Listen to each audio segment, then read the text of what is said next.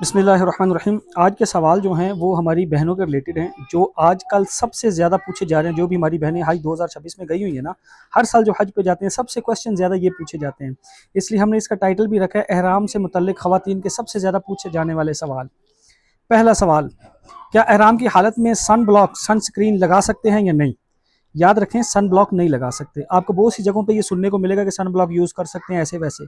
वो कौन सा यूज़ कर सकते हैं? जो मॉइस्चराइजर टाइप हो, मीन जिसमें खुशबू ना हो, पहली शर्त। दूसरी शर्त ये कि वो जिसम स्किन में जज़ब हो जाए, जैसे लोशन टाइप होता है तो सौ बिस्मिल्लाह लगाएं। लेकिन जो सन ब्लॉक होता है ना, जैसे हम क्रिकेट वगैरह खेलते हैं या वैसे भी जितने सन ब्लॉक आए, वो चेहरे पे लेयर बनाते हैं, जिसको हम बेस टाइप कहते हैं, बेस बनाते हैं। तो वो इस्तेमाल नहीं कर सकते, चाहे वो खुशबू के बगैर भी हो तो सन ब्लॉक इस्तेमाल नहीं होगा। मॉइस्चराइजर लोशन टाइप कोई भी खुशबू के बगैर हो, सौ बिस्मिल्लाह इस्तेमाल करें। लेकिन जिस सन ब्लॉक की आप बात कर रहे हैं, मैं इसके इसलिए किसी ब्रांड का नाम नहीं ले रहा, जस्ट ये बता रहा हूँ, जो स्किन पे लेयर बनाए, जैसे बेस होती है, मेकअप करके बेस बनती है ना, वो जो नीचे के स्किन को छुपाए, वो नहीं यूज कर सकते। ठीक है। आखिर में इसमें मैं थोड़ी तमहीद भी करूंगा, लेकिन फिलहाल जो जो बताता जा रहा हूँ साथ साथ वो सुनते रहें। दूसरा सवाल, क्या एहराम की हालत में मेहंदी लगा सकते हैं या नहीं? एहराम की हालत में मेहंदी नहीं लगा सकते।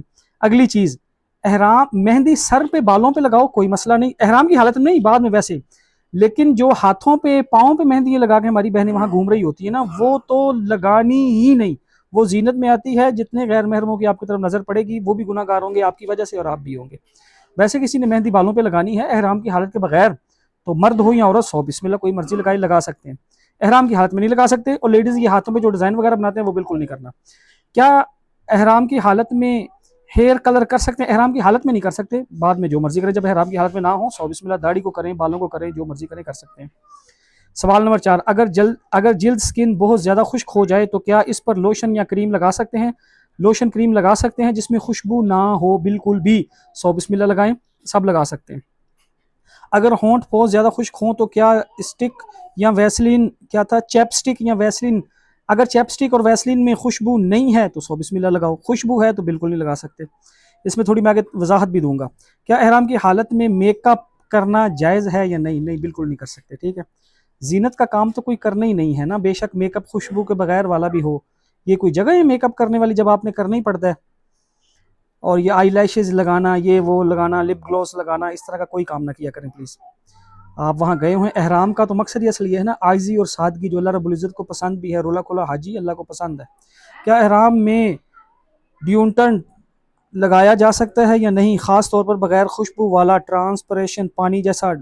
याद रखो, आजकल ये बड़ी इस तरह के ऐड भी चल रहे हैं। हमारी बहुत सारी बहनें ऐड है ना, तमहीद बांध के ऐड दे रही हैं, मुबारक हो हज के लिए, ये चीज़ आ गई, वो चीज़। इस सारों का लुब्बिल बाब यही बनता है, सब बहनों को ये फिक्र होती है हमारी स्किन ना ख़राब हो जाए। याद रखो, कुछ भी नहीं होता, 4 5 7 दिन की बात है, अल्लाह के लिए इतना नहीं हो सकता। और ये स्किन को कुछ भी नहीं होता। पूरी ज़िंदगी लोगों ने हज किए हैं, कुछ भी नहीं हुए। याद रखिए, जो कह रहे हैं ना, जिससे खुश ये है कि पसीना वगैरह किसी के अंडर आर्म्स में आता है तो उनको परेशानी होती है, अगर तो ये खुशबू के बगैर कोई भी लिक्विड हो तो यूज़ कर सकते हैं। मैं मशवरा फटकरी का देता हूँ, बाकी जिसने जस्ट ये देखना खुशबू ना हो। क्या एहराम की हालत में सरसों का तेल या जैतून का तेल इस्तेमाल कर सकते हैं या नहीं? नहीं करना चाहिए। उज़र हो जाए, रैशेज़ हो गई या कोई ऐसी किसी को बीमारी है, उसको लगाना लाजमी है। कोई भी ऐसी चीज़, किसी ने कोई स्पेशल ऑयल बनाए होते हैं, बेशक उनमें खुशबू होती है, तो अगर उज़र है, किसी को पेन है, कोई ऐसी चीज़ है, रैशेज़ हैं, तो फिर इसको इस्तेमाल करने की रुख्सत है। बिला उज़र ऐसा नहीं करना चाहिए, और एहतियातन कुछ सदका भी दिया करें। अगर रैश हो जाए तो क्या रैश क्रीम इस्तेमाल कर सकते? रैश से पहले भी करें, बाद में भी करें, बस खुशबू ना हो। लेकिन अगर रैशेज़ हो गए हुए हैं तो फिर उसमें अगर हल्की फुल्की खुशबू भी हो तो इस्तेमाल कर सकते हैं। एहतियातन थोड़ा बहुत सदका दे दिया करें। क्या एहराम की हालत में सेंट्री पैड खुशबू वाला नहीं इस्तेमाल करना, बगैर खुशबू वाले मिलते हैं, प्लीज़ आप वो यूज़ करें। ठीक है। खुशबू वाली चीज़ों से दूर रहें। क्या एहराम की हालत में वे वाइब्स इस्तेमाल कर सकते हैं? किस चीज़ के लिए? अगर तो आपको ये है, खुशबू के बगैर वाइब्स हैं जो गीले हुए थे, टिश्यू एक हिसाब का वो गीला टिश्यू ही है ना, तो इस्तेमाल कर सकते हैं। अगर किसी को, याद रखो, बहुत ज़्यादा पसीना आता है तो वो कपड़ा, टॉवल या इस चीज़ों की बजाय पहले कोशिश किया करें हाथ से पोंछ लें, नहीं तो फिर टिश्यू रख लिया करें, यूज़ किया, फेंक दिया। बाकी वाइप्स वगैरह इस्तेमाल कर सकते हैं खुशबू के बगैर वाले। ये जो हम खाने पीने की चीज़ें लेते हैं ना, एल बैग, ये वो, उनके जो मिलते हैं ना, वो छोटे छोटे साशे में पड़े, वो यूज़ नहीं करने, उसमें खुशबू होती है। अल्लाह न करे किसी ने गलती से हाथ पे यूज़ कर लिया तो दम सदका देगा। हाथ, मुंह, बाजू सब पोंछ लिया तो इतनी खुशबू है कि फिर वो दम देगा, तो वो नहीं यूज़ करने। सादे वाइप्स जो होते हैं वो यूज़ कर सकते हैं। रैश पाउडर इस्तेमाल कर सकते हैं, खुशबू के बगैर हो कर सकते हैं। पॉलीफेक्स वाली यूज़ नहीं, पॉलीफेक्स नहीं यूज़ करनी, उसमें तो बहुत ज़्यादा खुशबू होती है। किस चीज़ के लिए यूज़ करनी है? कोई ज़ख़म है कोई ऐसा, उस पर कोई लगाने के लिए है तो फिर यूज़ कर सकते हैं। एहतियातन थोड़ा बहुत सदका दे दिया करें। खुशबू वाली चीज़ बिला उज़र के नहीं करनी है। जितनी इस तरह की क्रीमें, लिक्विड, ये सारी चीज़ें आती हैं ना, उज़र हो जाए तो एक अलग अलग उसका मसला हो जाता है, उसमें कुछ रुख्सत मिल जाती है। अच्छा, टूथपेस्ट इस्तेमाल करना इहराम की हालत में नहीं कर सकते, बगैर खुशबू वाली है तो सौ बिस्मिल्लाह करें। मैं ये प्रेफर करता हूँ मसवाक किया करें। मसवाक तो मसवाक है ना, सुन्नत पे भी अजर और बाकी सारी चीज़ें भी क्लियर।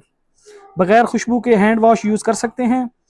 कुछ को ये ना वो होता है हाइजीन वाला कि हमने वॉशरूम से आना है तो हमने कोई ना कोई चीज़ यूज़ करनी है, साबुन वगैरह ये वो। अगर वो खुशबू के बगैर है तो सौ बिस्मिल्लाह कर लें। मैल कुचैल दूर करने के लिए जो आजकल होता है ना, हमारे हाथ पाँव ये वो धोने, चाहे वो खुशबू के बगैर भी हो, उसे यूज़ ना किया करें। एहराम की हालत में मैल कुचैल दूर करने के लिए भी ममानत है, ठीक है। बाकी कोई दम शम नहीं आता। सर्फ से कपड़े धो सकते हैं, यानी एहराम की हालत में नहीं धो सकते, लेकिन अगर कोई सर्फ से कपड़े धुले हुए आप पहन रहे हो, उसमें हल्की फल्की खुशबू है जो सर्फ की होती है, उससे कुछ नहीं होता। खुशबू के बगैर फेस वॉश इस्तेमाल कर सकते हैं, वहाँ भी जाकर फेस वॉश इस्तेमाल करना है, खुशबू के बगैर कर सकते हैं, लेकिन आगे मैं बता देता हूँ। अच्छा, हेयर रिमूवर क्रीम या रेज़र इस्तेमाल कर सकते हैं। हेयर रिमूवर क्रीम में तो मेरे ख्याल से खुशबू होती है, वो नहीं कर सकते। रेज़र इस्तेमाल ये देखो इहराम की हालत में तो ये इस्तेमाल ही नहीं करनी ना। हाँ, तो इसका तो कोई इहराम के साथ लेन देन ही नहीं है। ये क्वेश्चन बीच में ऐसे ही डल गया था, लेकिन ये है कि इहराम की हालत में तो ऐसी कोई चीज़ इस्तेमाल करी नहीं, क्योंकि ना बाल काट सकते हो आप, चाहे खुशबू के बगैर भी हो, तो इसका आपने क्या करना है। हाँ, एक है, कुछ लोग होते हैं जो सर के बाल कटवाने से पहले कोई शैम्पू ये वो करवाते हैं, तो वो नहीं करवाया करें। वैसे ही बालों को गीला करें और वो कर लिया करें। कोई शैम्पू कोई ऐसी चीज़ लगवा के सर मुंडवाना ये ना किया करें। सवाल नंबर 19, टोटल 20 सवाल थे। सफ़ेद अबाया स्काफ ले सकते हैं या नहीं? मेरी टीम में ये सवाल ज़रूर लिखना होता है। मेरी बहनों देखो, कुछ चीज़ें हलाल होने के बावजूद भी कुछ जगहों पे मना कर दी जाती है। जैसे कोई ब्लैक कलर का मर्द एहराम पहन के फिरे तो क्या अच्छा लगेगा? वो सबकी नज़रें उस पर आएंगी। तो मर्द पे तो नज़रें आएँ भी तो कोई बात नहीं। ये जो हमारी बहनें वाइट हिजाब बुरखा पहनती हैं ना, बुरखे पूरे बुरखे की बात कर रहा हूँ, चाहे स्काफ है, बुरखा है, मतलब टोटल, तो ये नहीं किया करें। ये जीनत के ज़िम्रे में आता है। फिर ये आप बात हराम हलाल की नहीं होती, कई बार ना कुछ मसला समझना होता है। आप शॉकिंग पिंक, ब्लू, ये वो जितने कलर हैं जो शौक हैं, या वाइट है बिलखसूस, आजकल तो लोगों ने इसको ट्रेंड बना लिया हुआ है।